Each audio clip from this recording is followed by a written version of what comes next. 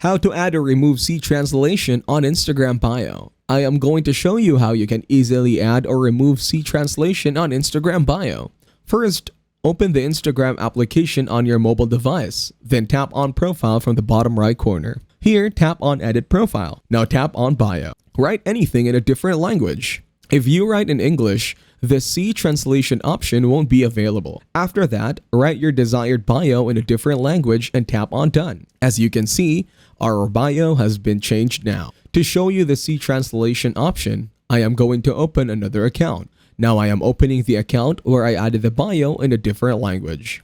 As you can see, the C translation option is available here. Now tap on C translation to see the translation of that language. If you tap on C original, it will revert to the original language.